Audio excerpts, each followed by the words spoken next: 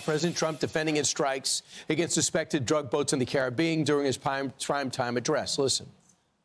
They decimated the bloodthirsty foreign drug cartels. We did that all by ourselves with our people, and we're so proud of it because they were poisoning and destroying our population.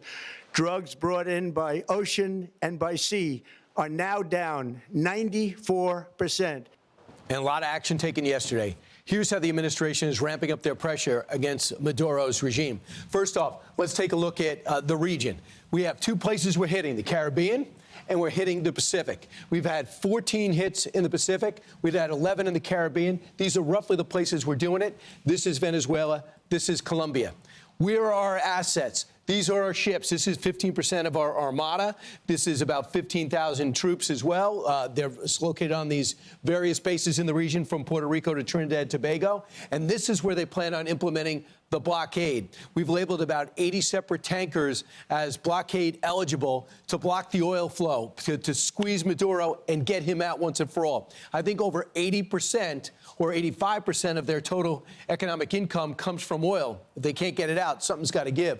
Who's getting this discounted oil? Guess what? China, by a staggering amount. Yeah, we get some. If you look at our color over here, yeah, we get some.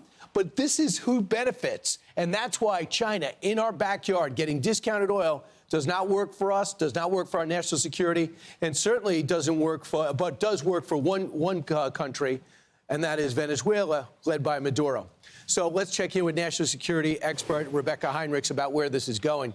Rebecca, your thoughts about the president's mission and how he's approaching it?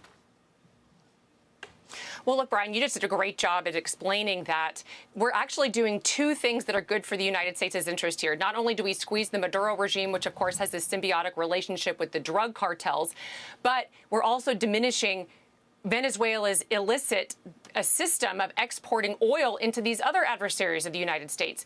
Another country that it sells oil to is the Iran, and they do this to evade sanctions. And then Iran refines the oil and then can export it to China, which has an insatiable demand for oil. So clearly, the Trump administration has said, look, we've already sanctioned these tankers. Now we're going to really execute the sanctions enforcement by carrying out this blockade, which is all they're really doing. This is just carrying out what we've already done by sanctioning these illicit tankers. So Maduro basically is being protected, not even by his own military, but by the Cuban intelligence.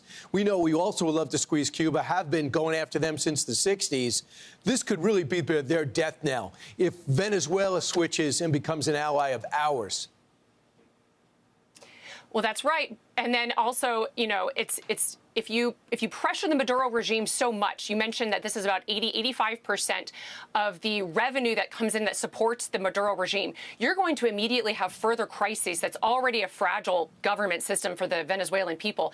They're going to feel that pressure even more, and they're going to blame Maduro. And there's going to be more pressure to push Maduro to leave. So at this point, Brian, I don't see at all how Maduro survives this. I think he's going to be gone. And the question then remains is how do we get a pro-American opposition forces in there to replace him in a stable way to get control over that.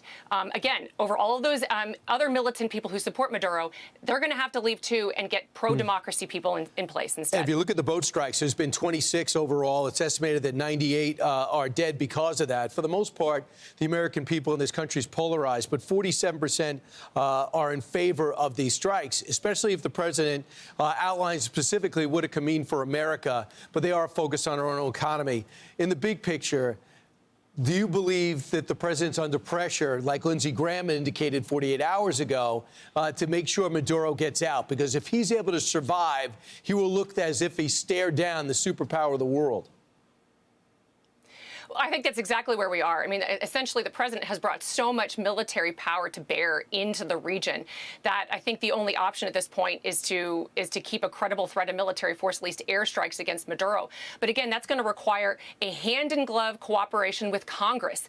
Congress wants to crush the drugs coming into the United States, but it has to understand how the pressure on Maduro fits into that larger picture, and Congress wants to be brought into this. So I would highly encourage the president president to come in, continue the briefings, and make sure they've got the support of the Congress to do this. Right, absolutely. And then we'll see what happens. The president wants this done by Christmas. Real quick, when people say, I worry about Libya when it comes to regime change, I worry about Iraq when it comes to regime change, is this different?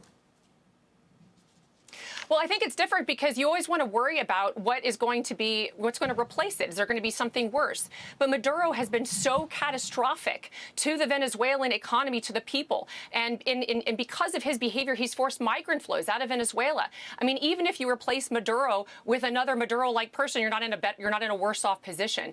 Plus, we have opposition, pro-democracy people with lots of support ready in the wings. So I do think that this is different, Brian. Right. Again, though, we want to hand the government back over to the Venezuelan people. It can't be the United States, carrying out democracy for Venezuela. It's got to be the people. Maria Corina Machado is waiting in the wings, and she's got a 100-day plan.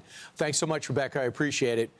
I'm Steve Doocy. I'm Brian Kilmeade. And I'm Ainsley Earhart. And click here to subscribe to the Fox News YouTube page to catch our hottest interviews and most compelling analysis.